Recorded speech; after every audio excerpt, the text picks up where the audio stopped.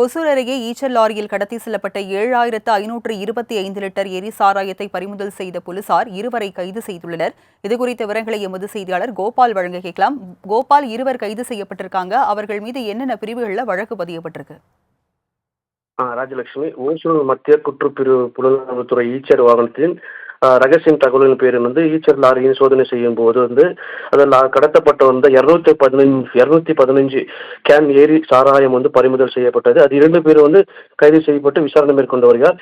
குறிப்பாக கிருஷ்ணகிரி மாவட்டம் ஓசூர் சிப்காட் பகுதியில் கர்நாடகா மாநிலத்திலிருந்து உப்ளியிலிருந்து கேரளாவுக்கு ஈச்சர் வாகனத்தில் தர்பூசணி பழங்களையும் மடக்கி வச்சு வந்த குலநலவு பிரிவின் அடிப்படையில் விசாரணை நடக்கும்போது 1 லிட்டர் 35 லிட்டர் கொண்ட கொள்ளளவு கொண்ட 215 கேன்கள் மூலமாக சுமார் 7,225 லிட்டர் எரி சாராயம் கண்டுபிடிக்கப்பட்டது, பறிமுதல் செய்தனர்.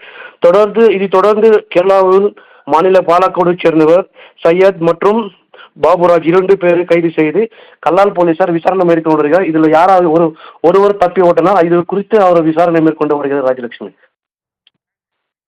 விவரங்களுக்கு நன்றி கோபால்.